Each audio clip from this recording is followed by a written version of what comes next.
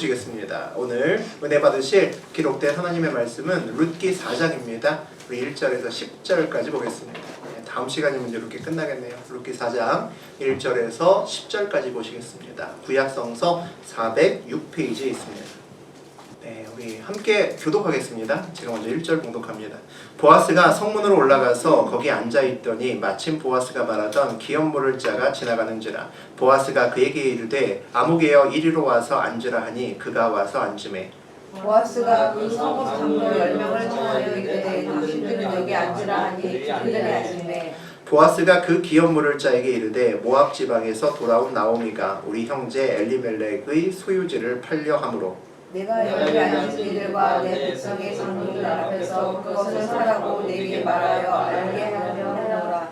만일 내가 물으면 물으려니와 만일 내가 물지 않으면 거기에 거하여 알게 하라. 내 다음은 나를 그 위에 평자가 없느니라 하니 그가 이르되 내가 물으라 하셨더라. 보아스가 이르되 내가 나오미 손에서 그 밭을 사는 날에 곧 죽은 자의 아내 모압 여인 룻에게서 사서 그 죽은 자의 기업을 그의 이름으로 세워야 할지니라 하니. 그 기업물을 사이에 나는 내 기업에 손해가 있을까 하여 나를 위하여 물으지 못하노니 내가 물을 것을 내가 물으라. 나는 물지 못하겠노라 하는지라. 옛적 이스라엘 중에는 모든 것을 물으거나 교환하는 일을 확정하기 위하여 사람이 그의 신을 벗어 그의 이웃에게 주더니 이것이 이스라엘 중에 증명하는 전례가 된지라.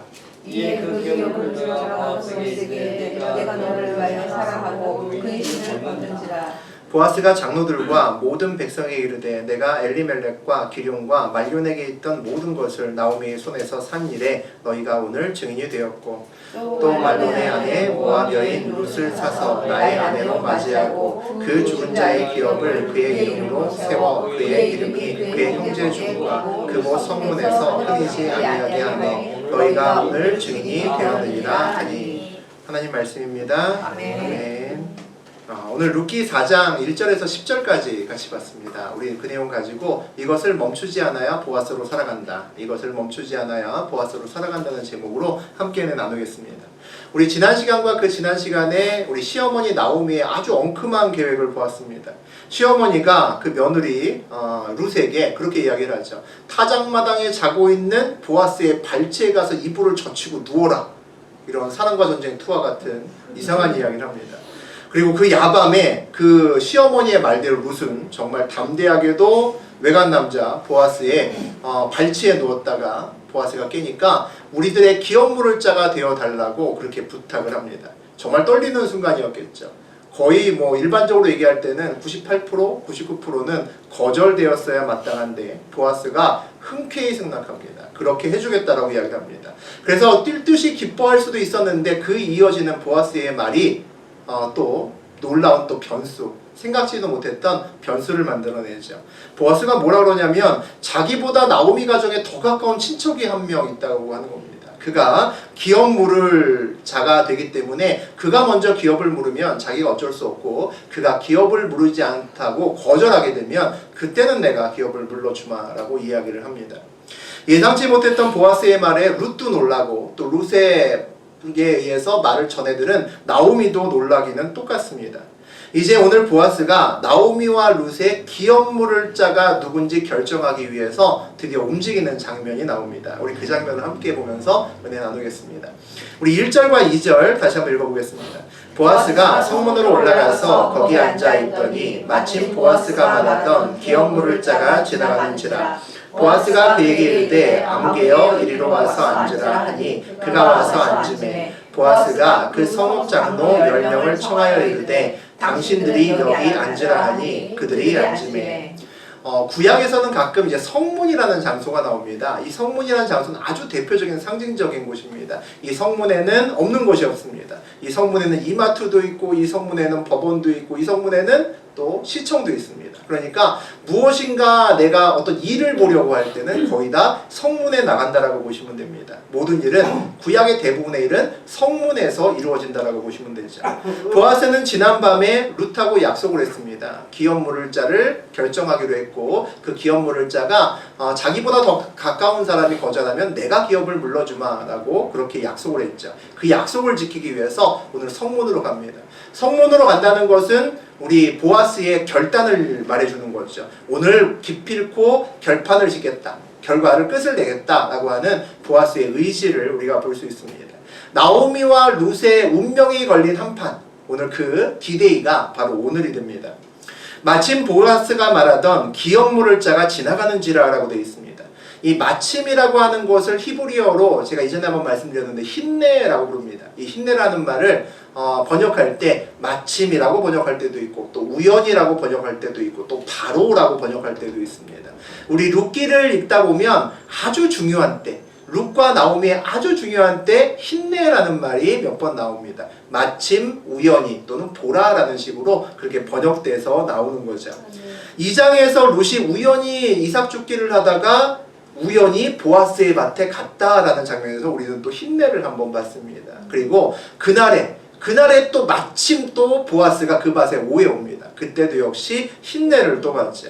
그리고 오늘 또 보아스가 나가서 이 중요한 일을 결정하고 갔는데 마침 기업물을 자가 지나갑니다. 또 역시 힌내라고 되어 있습니다. 결정적인 순간에 우연과 마침을 통해서 인생의 방향이 수정되는 것을 볼 수가 있는 거죠. 마침과 우연이라는 말은 하나님을 믿지 않는 사람들에게는 행운 또는 불운을 가지고 오는 말입니다. 마침 좋은 일을 만날 수도 있고 우연히 나쁜 일을 만날 수 있기 때문이죠. 룻과 나오미에게는 이 마침, 힌내라는 말이, 보라라고 하는 말이 하나님의 손길과 하나님의 개입을 말해주는 그러한 이야기입니다. 그래서 룻과 나오미에게는 힌내라는 말이 반가운 말일 수 있는 거죠. 룻기는 하나님이 표면에 잘 나타나지 않습니다. 창세기나 우리가 다루는 사무엘상처럼 하나님이 나타나서 막 얘들아 하고 이렇게 얘기를 하는 그런 얘기가 에코가 막 들어간 그런 음성은 들리지 않습니다. 눈에 보이지 않는 하나님이 하지만 탈출구를 찾을 수 없는 정말 불쌍한 두 과부, 이 두 과부의 인생을 하나님이 끝까지 책임지시면서 끌고 가는 것을 우리에게 보여줍니다. 오늘 보아스가 나오미와 룻의 기업물을 자를 결정하기 위해서 성문에 나갔는데 마침 자기보다 먼저 그 기업을 물을 자가 지나가는 거죠. 그래서 어떻게 부르냐면 아무개여 이리로 와서 앉으라 하니 그가 와서 앉으매라고 되어 있습니다. 보아스가 기업 물을 자를 아무개여라고 부릅니다. 정말로 보아스가 이렇게 불렀다면 이것은 그 사람에게 굉장히 치욕스러운 말일 겁니다. 이 사람의 이름이 성이 이시고 아시고 이름이 무게가 아닌 다음에야 이 말을 들으면 막 화가 나는 거죠. 내 이름을 아는데도 아무개씨라고 부르면 자존심도 상하고 나를 무시한다는 생각을 할 수 있죠. 보아스가 이 사람의 이름을 몰랐을까? 그랬을 것 같지는 않습니다. 간밤에 룻과 대화하면서 룻에게 자기보다 너에게 더 가까운 친족이 있다는 말을 룻도 모르고 나오미도 몰랐던 사실을 알고 있었던 사람입니다. 그러니까 그 사람이 누군지 정확히 알고 있었다고 보는 것이 맞겠죠. 그래서 근데 그 사람의 이름을 모르고서 이렇게 아무개라고 부를 수는 없다는 겁니다. 그렇다면 보아스는 그 사람의 이름을 분명히 불렀는데 성경은 그의 이름을 아무개라고 다시 말하면 기록하지 않았다는 이야기죠. 성경은 기업물을 책임해서 더 먼 보아스의 이름은 기억하고 계속 이야기를 하지만 그보다 더 앞선 책임이 있는 사람은 기록하지 않습니다. 기록하지 않았다는 것은 기억하지 않는다라는 이야기겠죠. 눈치가 빠른 사람이면 이 아무개 씨는 보아스가 부른 이 아무개 씨는 기업물을 책임도 다하지 않을 것이고 룻의 인생길, 나오미의 인생길에 아무 영향력이 없을 거다라는 것을 눈짐작으로 금방 알아챌 수 있을 겁니다. 우리의 인생길에서도 보아스가 있고 아무개가 있습니다. 보아스는 붙들어야 될 대상이고 아무개는 그냥 흘려보내야 될 대상입니다.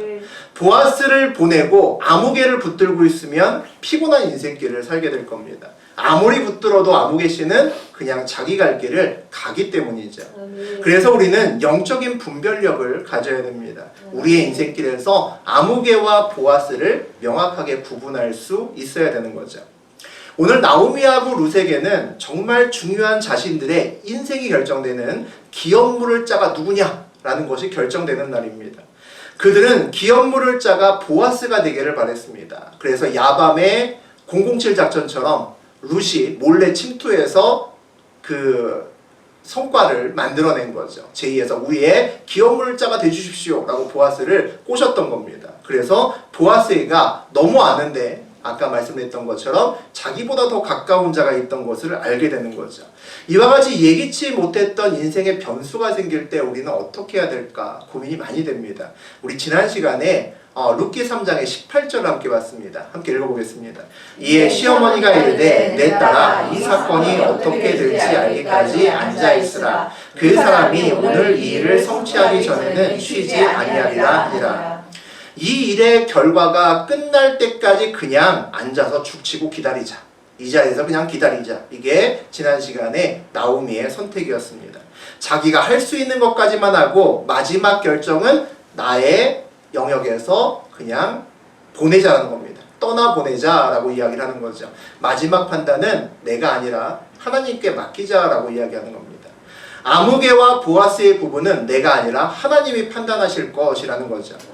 영적인 분별력을 갖는다는 것은 어떤 의미에서 보면 우리가 기대하는 것은 투시의 은사 같은 것들을 받는 겁니다. 어떤 사람을 보니까 까만색으로 보이고 어떤 사람을 보니까 흰색으로 보입니다. 그러니까 흰색은 보아스고 까만색은 아무개구나 이렇게 알 수도 있겠죠. 투시의 은사를 받은 사람은 사람을 그렇게 분별하기도 합니다. 그런데 영적 분별력을 갖는다는 또 다른 의미는 결정의 주도권을 하나님께 온전히 넘기라는 의미를 가지고 있습니다.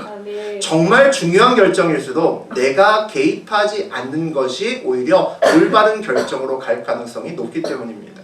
내가 개입하는 순간 그 상황은 객관화된 상황이 아니라 주관적인 상황으로 바뀐다는 거죠. 나오미하고 룻이 이 지금의 상황에 이 결정되는 이 판단할 수 있는 이 판정의 재판의 상황에 개입한다는 의미는 뭘까요? 친족관계보다 더 멀어도 보아스가 기업물을 자가 되기 위해서 무엇인가 열심히 작업하고 꿍꿍이를 그 안에 집어넣어야 된다는 겁니다. 그것이 그 두 사람이 이 사건에 개입하는 것의 의미겠죠. 하지만 나오미는 이 일의 판단에서 나오미와 룻이 둘 다 개입하지 말고 그냥 상황에 맡기자라고 이야기를 합니다. 개입하지 말고 맡기자라는 자세가 하나님을 바라보는 가장 기본적인 기본 자세, 기초가 되어야 된다는 것을 우리는 알아야 됩니다. 자기의 이성과 경험으로 판단하는 것이 얼마나 의미가 없는지 그것을 경험한 사람들은 이렇게 할 수 있습니다.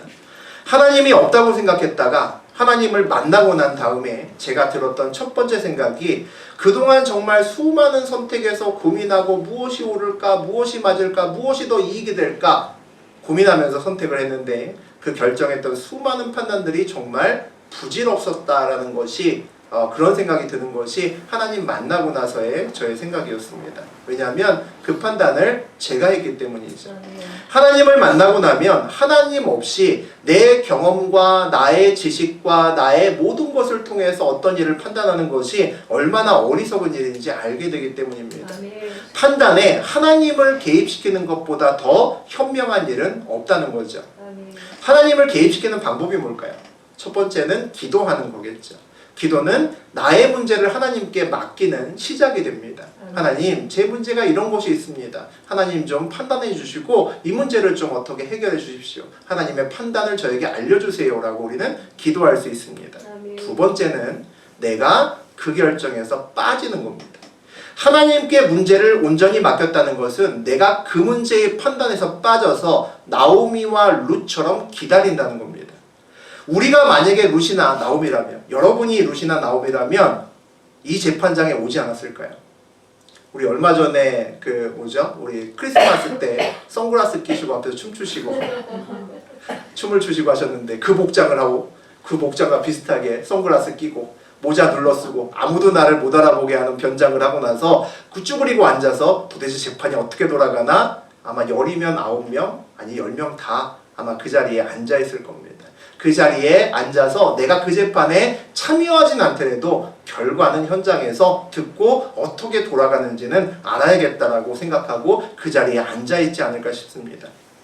그런데 룻과 나오미는 그렇게 하지 않았다는 거죠. 오늘 본문을 보니까 보아스가 그 성읍 장로 10명을 청하여 이르되 당신들은 여기 앉으라 라고 이야기합니다. 오늘 나오미와 룻의 운명이 보아스와 아묵에 의해서 결정되고 그리고 그 자리에는 10명의 장로들이 앉아서 그 문제를 확증할 겁니다. 자기의 운명을 가를 결정에 배심원석에 나오미와 룻이 없습니다. 심지어는 재판장에도 있다라고 설명하지 않는다는 거죠. 자기의 운명을 철저하게 맡긴다는 겁니다. 이거는 강 건너 불구경도 아닙니다. 강 건너 불구경 그래도 강 건너에서 내 집이 타는 걸 보고 있는 거죠. 상황은 보고 있는 겁니다. 이거는 강 건너에서도 불구경하지 않고 있는 겁니다. 참 쉽지 않은 일인데 나오미와 룻은 오늘 그것을 하고 있습니다. 무엇이 나오미를 이렇게 만들었을 것 같습니까? 여러분은 계속 지금 저하고 룻기를 나누고 있는데 어떻게 생각하시는지 모르겠습니다. 아마 그동안에 나오미가 자기가 했던 여러 가지 이성적이고 경험적인 판단이 정말 어이없는 판단이었고 오히려 최악의 상황을 악으로 만들어갔다는 것을 스스로 알았기 때문에 이렇게 할 수 있었다고 저는 생각합니다. 흉년이 와서 남편 엘리멜렉과 머리를 맞대고 고민하잖아요. 이 흉년 어떻게 피할까? 야, 모압으로 가자. 그때는 그것이 그들이 할 수 있는 가장 합리적이고 경험적인 옳은 판단이었습니다. 모압 땅에 와서 살다 보니까 살만했습니다. 이 모압 땅에서 뿌리를 내리고 사는 것이 그 흉년이 아직도 있는 베들레헴에 가 사는 것보다 훨씬 더 낫다라는 아주 합리적이고 정확한 판단을 합니다.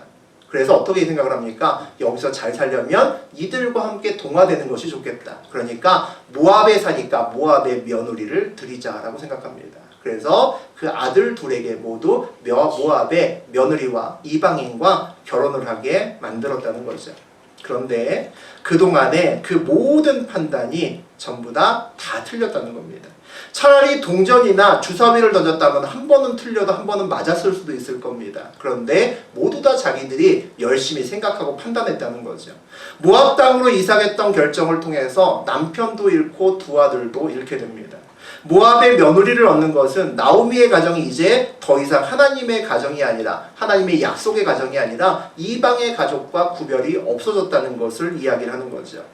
이것을 아는 나오미, 그것이 얼마나 침울한 결과를 가져왔는지를 아는 나오미는 자기의 인생을 역전할 수 있는 정말 절호의 기회의 자리에서 오히려 스스로 빠지는 것을 볼 수가 있습니다. 자기의 운명을 하나님께 맡긴다는 것은 스스로 판단의 자리에 서지 않는다는 것을 이야기합니다. 우리 3절 같이 보겠습니다. 보아스가 그 기업물을 자에게 이르되 모압 지방에서 돌아온 나오미가 우리 형제 엘리멜렉의 소유지를 팔려 함으로. 빈털터리로 돌아온 나오미에게 땅이 있을 리는 만무하겠죠. 근데 오늘 땅을 팔려고 한다라는 이상한 지문을 읽습니다. 우리 앞에서 기업물을 자에 대한 이야기를 했죠. 이스라엘의 원칙적인 법은 땅은 이미 조상 때부터 각각 주어집니다. 광야에서 가나안 땅으로 들어오면서 우리 여호수아가 12지파의 모든 사람들에게 가나안 땅을 분배를 합니다. 그때 각각의 모든 사람들이 일정 지분의 가나안 땅을 분배를 받습니다. 그리고 하나님께서는 그 분배받은 땅을 절대로 팔지 말라라고 명령하십니다. 그 이유는 약속의 땅의 원천적인 주인은 하나님이시기 때문입니다. 내가 주인으로서 너희에게 나눠준 것이기 때문에 너희는 그것을 소유는 하되 결코 팔아서는 안 된다라고 이야기를 합니다. 하지만 사람이 살다가 땅을 사고 팔게 되어 있죠. 그래서 이스라엘에서 땅을 사고 파는 것은 그 땅의 사용권을 파는 겁니다. 이 땅을 10년 동안 네가 써라. 그리고 돈을 주고 팔 수 있다는 거죠.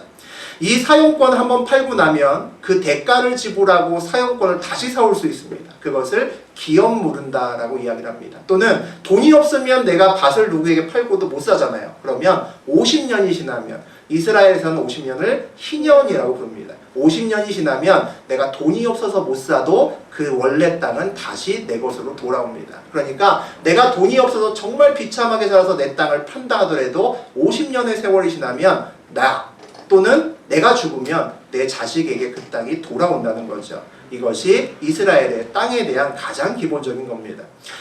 어떻게 보면은 지나친 부가 한 사람에게 쏠리는 것도 많고 어떤 사람이 지나치게 가난한 것도 막을 수 있는 굉장히 현명한 법이 될 수 있습니다. 그런데 오늘 나오미의 남편 엘리멜렉도 죽었고 그의 두 아들도 다 죽었습니다. 그러니까 상속권을 받을 수 있는 사람이 없다는 거죠.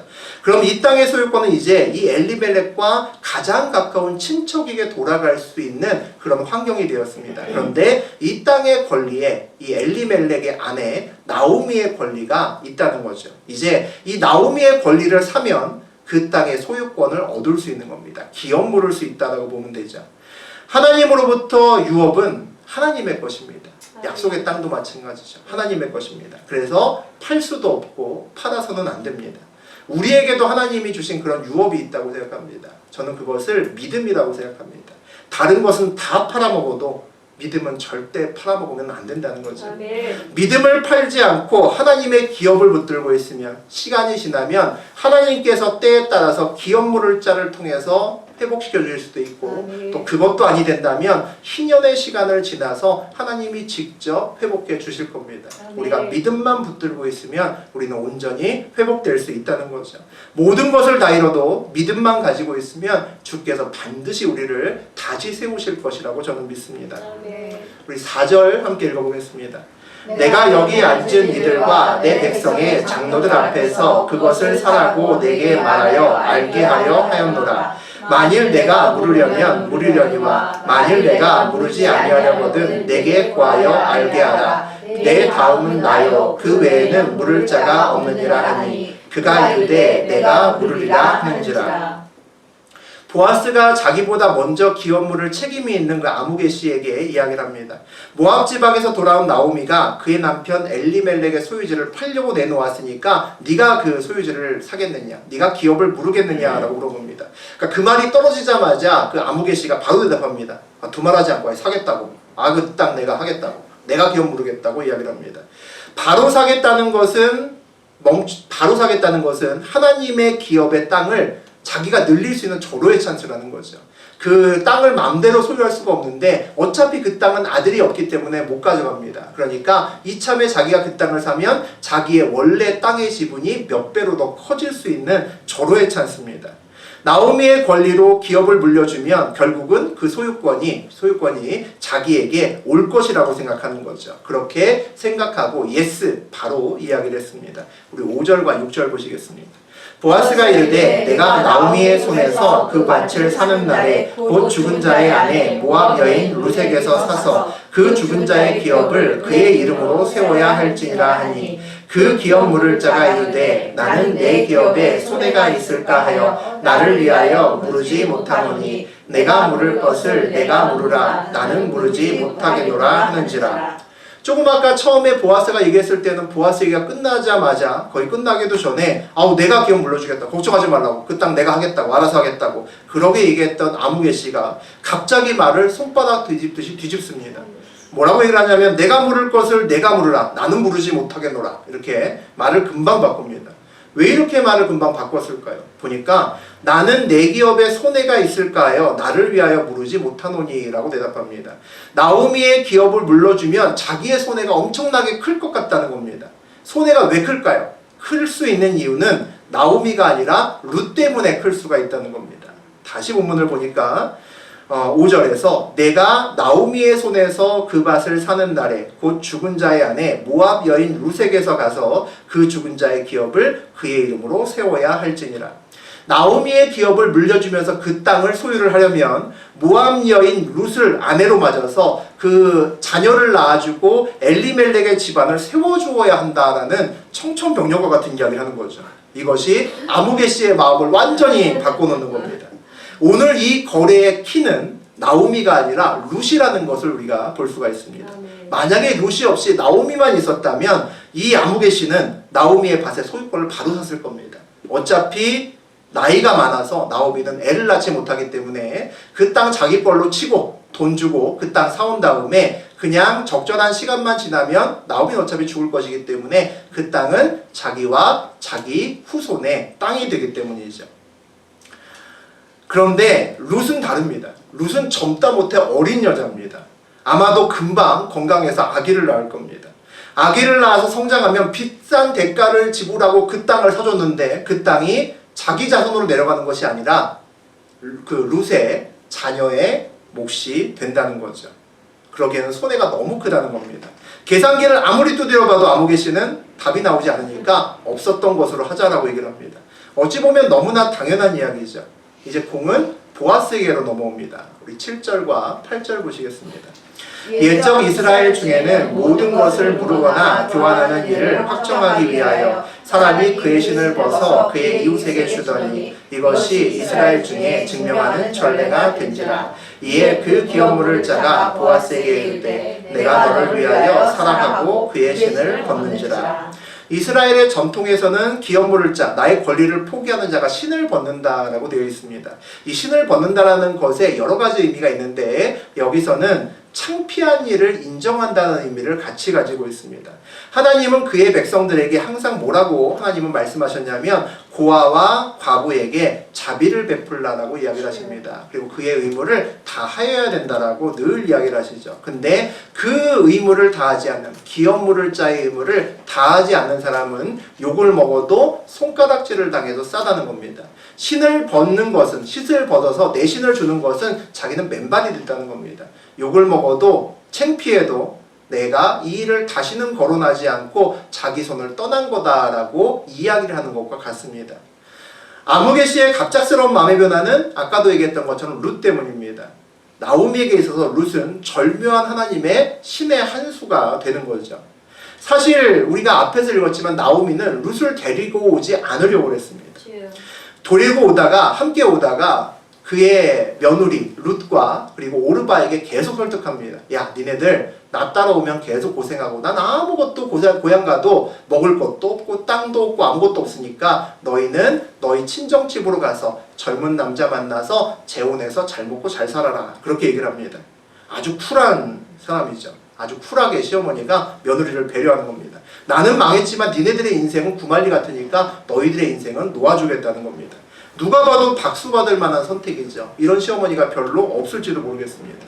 자기의 이익도 포기한 아주 도덕적이고 이타적인 그런 선택이죠. 그런데 재미있게도 하나님의 선택은 그게 아니었다는 거죠. 우리 룻기 1장에서 16절과 17절의 하반부와 상반부만 보겠습니다. 어머니께서 가시는 곳에 나도 가고 어머니께서 머무시는 곳에서 나도 머물겠나이다. 어머니의 백성이 나의 백성이 되고 어머니의 하나님이 나의 하나님이 되시리니 어머니께서 죽으시는 곳에서 나도 죽어 거기 묻힐 것이라. 며느리 중에 한 명인 룻이 이렇게 고백하면서 시어머니를 끝까지 쫓아옵니다. 그래서 우리 히브리어 공부할 때 다바크라 그랬죠. 붙쫓았다. 꼭 잡고 나서 애기처럼 안 떨어지려고 떨어지면 나 죽어요 라고 강하게 붙잡았다라고 되어 있습니다. 어느 며느리가 시어머니하고 자기 어머니도 그렇게 안 따라갈 판에 시어머니하고 그렇게 같이 죽겠다고 따라가겠습니까? 아주 이상한 일이 벌어진 거죠. 시어머니 나오미가 룻을 설득하다 못해서 어쩔 수 없이 룻이 이렇게까지 죽어도 같이 죽겠다고 하고 당신의 하나님이 내 하나님이라고까지 이야기를 하니까 어쩔 수 없이 사실은 룻을 데리고 온 겁니다. 그때 쿨했던 나오미의 그 선택까지도 잘못된 선택이었다는 것을 오늘 성경에서 보여주는 겁니다. 과거의 나오미의 판단은 모두 다 틀렸다는 거죠. 하나님 없는 선택의 무의미함을 우리에게 알려주고 있습니다. 우리 9절과 10절 보시겠습니다. 보아스가 장로들과 모든 백성에게 이르되 내가 엘리멜렉과 기럐과 말론에게 있었던 모든 것을 나오미의 손에서 산 일에 너희가 오늘 증인이 되었고 또 말론의 아내 모압 여인 룻을 사서 나의 아내로 맞이하고 그 죽은 자의 기업을 그의 이름으로 세워 그의 이름이 그의 형제 종과 그곳 성문에서 끊어지지 아니하게 하며 너희가 오늘 증인이 되었느니라 하니. 보아스가 증인석에 10명의 장로들이 앉아 있습니다. 그 자리에서 확증하는 겁니다. 공증을 받는 거죠. 오늘날로 치면 나오미의 기업을 내가 물려주겠다. 보아스가 물려주겠다라고 약속합니다. 말론의 아내 룻을 자기의 아내로 맞이하고 그의 자녀에게 유업을 물려주겠다라고 이렇게 약속을 합니다. 이 모든 것이 오늘 성문이라는 장소, 많은 사람이 오가고 많은 사람이 증인이 설 수 있어서 두 번 다시 두말할 수 없는 그 자리에서 모두 이 일이 이루어지고 있습니다. 나오미와 룻은 이곳 재판장 성문에는 나오지도 않았지만 그들이 기대했던 대로 하나님이 그렇게 이루어 주신 것을 볼 수 있습니다. 이제 나오미와 룻은 소망이 없는 절망적인 자리에서 소망이 가득한 자리로 옮겨지고 있는 순간입니다. 룻에게 보아스는 백마탄 왕자일 겁니다.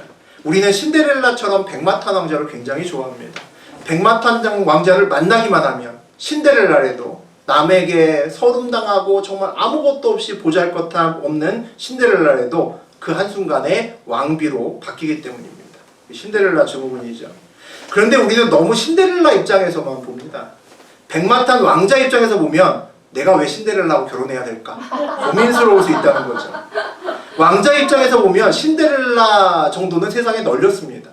왕자 정도 되면 얼마나 이쁘고 젊은 아가씨를 마음대로 그의 아내로 맞이할 수 있다는 거죠. 같은 의미에서 보아스는 자선 사업하려고 태어난다라는 생각을 할 수 있습니다. 가을은 기업 물을 자도 창피를 무릅쓰고도 아우 나 절대로 이 책임질 수 없어 라고 신을 벗어서 주면서 마다했습니다. 손해보는 일을 안 하겠다는 게 당연한 거죠. 근데 보아스는 왜 흔쾌히 허락을 했을까요? 아무개 씨는 처음에 이익이 될 거라고 생각해서 얼른 붙잡았습니다. 아우 내가 하겠다고 했다가 조금만 더 얘기를 들어보니까 아이고 룻을 데리고 왔다는 난리나게 아이고 저 땅이 얼마짜리인데 안 합니다 라고 손바닥 뒤집듯이 거절했습니다. 약속했다가 그 많은 사람 앞에서 손바닥을 뒤집으면 얼마나 창피합니까? 주변에서 쑥덕거리고 뭐라고 했을 겁니다. 그것도 다 아무개 씨도 아는 일입니다. 하지만 이 아무개는 욕을 먹어도 손해볼 수 없다고 생각하는 거죠. 대부분의 사람들이 이렇게 생각하잖아요. 손해봐도 그 일을 하는 사람은 없습니다. 더군다나 그 손해가 굉장히 큰 손해라면 더더군다나 언제든지 결정을 바꿀 수 있겠죠. 보아스가 왜 그럼 본인은 손해를 보면서 이런 결정을 했을까요? 룻이 너무 예뻐서 그랬을까요? 젊은 룻과 결혼하는 것이 보아스의 소원이었을까요? 그렇지는 않았을 것 같습니다. 그렇게 생각한다면 우리가 너무 룻기를 접하면서 룻의 입장에서 주인공 입장에서 모든 것을 보려고 하기 때문이죠. 룻과 함께 있었던 몇 달 동안 보아스는 룻에게 아무 짓도 안 했습니다. 아무 행동도 안 했습니다. 그에게 특별하게 가서 1대1의 어떤 관계를 가지려고도 하지 않았습니다. 오히려 마지막에 룻이 와서 발치에 누워서 나의 기업 물을 자가 좀 돼달라고 부탁한 것은 보아스가 아니라 룻입니다. 보아스는 이 베들레헴에 굉장히 유력한 사람입니다. 나이는 많지만 돈도 많고 높은 자리에 있는 사람입니다. 이 사람이 마음만 먹으면 젊고 어린 여자하고 결혼하는 것은 그렇게 어려운 일이 아닐 겁니다. 이렇게 큰 손해를 감수할 필요가 있었을까라는 생각이 듭니다. 보아스는 왜 손해를 감수했을까? 오늘 아무개 씨의 선택의 기준은 뭡니까? 손해입니다. 이익이죠. 이익을 얻고 손해를 보지 않는 쪽으로 자기의 선택을 합니다. 이 장에서 보면 보아스는 그렇게 여러 가지 상황에 처하면서 단 한 번도 그의 앞에서 이익이나 손해를 따라가지 않는 것을 볼 수 있습니다. 기준이 다르다는 거죠. 이 장에서 그는 묵묵하게 고아와 과부를 선대하라는 하나님의 말씀에 따라 룻의 이삭 죽기를 최선을 다해서 그냥 뒤에서 도와주는 것을 우리가 보아왔습니다.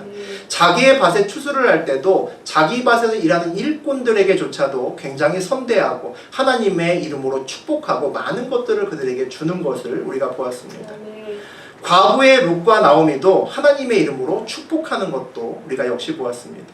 인생의 길에서 자기 앞에 놓인 모든 상황을 하나님의 눈으로 보려고 애쓰는 사람이 보아스 아닌가 싶습니다. 상황 앞에 숨겨진 하나님의 뜻을 찾으려고 애쓰는 자라는 거죠. 몇 년 전에 읽었던 책이 있습니다. 제가 한번 얘기했던 것 같기도 한데 아버지 옥화늠이라는 책이 있습니다. 그 책의 저자가 아들입니다. 옥성호라고 부르는 아들입니다. 이 아들이 그 오카노 목사님이 사랑의 교회 그 목사님이 돌아가셨잖아요. 오카노 목사님이 워낙 잘 나갔던 목사님이죠. 그러니까 이제 너무 잘 나가는 아버지를 두고 이제 아들이 피곤합니다. 맨날 이제 비교당하는 거죠. 그래서 아버지가 돌아간 다음에 이 아들이 아버지에 대해서 자기가 보는 오카노 목사님에 대해서 쓴 겁니다. 그 내용을 뭐 읽다 보면 뭐 그런 내용들이 있습니다. 아 정말 우리 아버지가 너무 잘나서 자긴 정말 힘들었다. 이런 내용들도 있습니다. 이런저런 내용들이 많이 있었는데 오래돼서 기억은 잘 나지 않는데 그 중에서 지금도 잊혀지지 않는 아주 강력한 메시지가 하나 있습니다. 그 아버지 오카노미 목사님이 이제 개척한 다음에 어느 정도 시간이 흘러갔을 때의 이야기입니다. 계속해서 교회가 마구마구 부흥하면서 계속 이제 성도들이 몰려오고 있던 어느 날에 아들이 학교 갔다가 집에 돌아오니까 아버지가 뒷짐지고 팔짱 끼면서 안절부절 못하면서 마당을 계속 왔다 갔다 걷는 겁니다. 아버지 얼굴을 보니까 평상시에 그런 얼굴을 거의 본 적이 없는데 수심이 가득한 얼굴로 마당을 왔다 갔다 하는 거죠. 그래서 아들이 이제 걱정이 되는 겁니다. 아, 아버지한테 뭐 무슨 일이 생겼나? 라는 걱정이 돼서 아버지 무슨 걱정이 있으세요? 안색이 너무 안 좋아 보이세요. 라고 이 옥성호 아들이 묻습니다. 아버지가 뭐라고 얘기를 하냐면, 아니 그런 일은 없고 이해가 안 되는 일이 있어서 그런다. 교회에 사람들이 너무 많이 몰려와서 말이다. 이번 주일에 예배를 드린 성도의 수가 벌써 5,000명이 넘었구나. 왜 하나님이 이렇게 많이 보내주시는지 아무리 생각해도 그 이유를 알 수가 없어. 그렇게 얘기하는 겁니다. 저는 이 책의 이 부분이 지금까지도 잊혀지지 않고 이게 충격이었습니다. 이 책을 읽었던 시절에 제가 이 강대상에 있었던 사람이 아니라 여러분과 똑같이 성도로 있었던 사람이었습니다. 하나님하고 만난 다음에 나도 돈 많이 벌어서 유명한 사업가가 되거나 뭐 유명한 어떤 뭐 교수가 되거나 뭐가 돼서 나도 하나님의 이름 좀 많이 날리고 그 다음에 나도 교회도 좀 짓고 11조도 좀 많이 하고 그런 것을 꿈으로 생각했던 그런 때였습니다. 그랬었기 때문에 이 대화가 저에게는 충격이었습니다. 사업을 하다가 돈이 많이 들어오면 기뻐하면 되는 거죠. 무슨 고민을 합니까? 돈을 어떻게 쓸까 하는 고민을 해야겠죠. 우리는 그것을 행복한 고민이라고 합니다.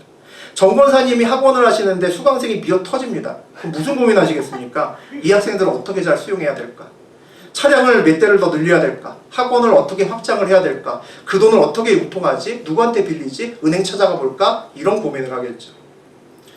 하나님 확장할 수 있도록 돈 주세요 라고 기도할 겁니다. 우리 최 집사님 남편분도 우리 사업하시고 우리 최 권사님 남편분도 사업하시죠. 이 사업장에 막 수주가 밀려들고 막 수금도 잘 되고 계속해서 늘어나게 되면 무슨 고민하시겠습니까? 사업체를 어떻게 확장해야 될까 고민하겠죠. 직원을 몇 명이나 더 뽑아야 되지? 이런 거 고민하실 겁니다. 너무 적게 소심하게 확장하면 투자 2번 해야 되잖아요. 그러니까 근데 너무 또 크게 하면 뒷감당이 안 될 수 있죠. 이 어디까지 확장해야 될까? 이런 것 때문에 머리가 아프고 아마 고민하실 겁니다. 모두 다 우리가 얘기하는 행복한 걱정이죠. 어떤 사람이 제 주변 사람이 어느 날 저한테 그런 말 한 적이 있습니다. 돈이 많아도 고민은 많고 돈이 없어도 고민은 많은데 나도 돈 좀 많아서 고민 좀 해봤으면 좋겠다. 저한테 그렇게 얘기하더라고요. 한 번도 돈이 많아서 고민한 적이 없다고 저한테 그렇게 얘기를 했습니다. 여러분이 공감이 되시는지 모르겠습니다. 그런데 제가 이제 개척을 하는데 오카노 목사님처럼 목회를 하는데 성도가 밀려오는데 아들이 무슨 걱정이 있냐고 안색이 왜 이렇게 안 좋냐고 물을 정도로 고민하는 한 사람이 있었다는 거죠. 저는 그럴 것 같지 않은데 저는 역시 지금도 그럴 것 같지 않은데 그 고민하는 한 사람이 있었다는 겁니다. 수강생이 많이 들어와서 걱정하는 한 사람이 있었다는 거고요. 매출액이 너무 많아서 이상하다고 다크서클이 무릎까지 내려올 정도로 고민했던 사람이 있었다는 겁니다. 저는 그 사람이 보아스라고 생각합니다. 아무개시는 절대로 그런 고민을 하지 않기 때문이죠. 그 오카노 목사님의 일생은 하나님의 영광을 드러내는 일생이었습니다. 대형교회를 하면서도 늘 겸손하고 조기 은퇴하고 아들이 뻔연히 있음에도 아들에게 주지 않고 아들은 완전히 배제시키고 다른 분에게 모르는 분에게 교회를 물려주고 자리를 떠났습니다. 교회사에 존경받는 보아스 목사님이라고 저는 생각합니다. 아무개와 보아스의 차는 여기에 있다고 생각합니다. 둘 다 부자였습니다. 둘 다 잘 나가는 사람이었습니다. 그런데 한 사람은 돈이 많이 들어오고 높은 자리에 올라갔을 때 그의 기준이 가난할 때와 똑같았습니다. 그의 판단의 기준은 여전히 이익과 손해였다는 거죠. 아무개시의 입장에서 보아스가 바보같이 보였을 겁니다. 저런 말도 안 되는 손해를 보면서 과부를 둘이나 받아주고 기업을 물려주는 것은 사업가가 할 짓이 아니기 때문입니다. 완전히 바본 거죠. 그런데 세상에는 아무개시와 다른 기준으로 판단하는 그런 사람도 있습니다. 보아스라는 거죠. 무엇 하나 부러울 것 없이 누리는 삶에서 하나님의 뜻을 찾고 고민하는 사람이 있었다는 겁니다. 그래서 그는 남들이 볼 때는 손해보는 일을 가지고 오늘 믿음으로 결단하고 있습니다. 나에게 많은 것이 주어졌을 때 이것에 어떤 하나님의 뜻이 있는지 고민하고 끝까지 물어보는 여러분 되셔야 됩니다. 그 고민을 하지 않으면 저하고 여러분은 아무개시로 끝날 겁니다. 그 고민을 멈추지 않으면 여러분하고 저는 보아스의 길을 걸어갈 수 있을 겁니다. 그 질문과 그 고민이 보아스와 아무개의 차이기 때문입니다. 세상에는 돈이 많고 높은 지위에 있는 사람을 기억하지만 하나님은 하나님의 뜻이 어디 있는지 고민하는 그 한 사람의 이름을 기억합니다. 이것이 성경이 보아스의 이름은 기억하지만 그와 같은 높은 지위와 똑같은 돈을 갖고 있는 그 사람은 이름을 기억하지 않고 아무개라고 표현한 이유입니다. 여기 있는 모든 성도님들이 남들보다 더 가지신 것이 있을 겁니다. 오늘 한 생명을 새롭게 더 생명을 연장을 받으신 분도 계십니다. 남들보다 더 앞으로 돈을 더 많이 가지실 분도 있고 더 높은 자리에 올라가실 분도 있을 겁니다. 또 우리 교회도 더 커질 수도 있을 겁니다. 남들보다 더 가졌을 때 저하고 여러분은 고민하셔야 됩니다. 이 더 가진 것에 하나님의 뜻은 어디 있는지. 그래서 우리의 인생의 끝이 아무개로 끝나는 것이 아니라 보아스로 끝나는 그런 인생길 사시기를 주의 이름으로 축원드립니다. 아멘.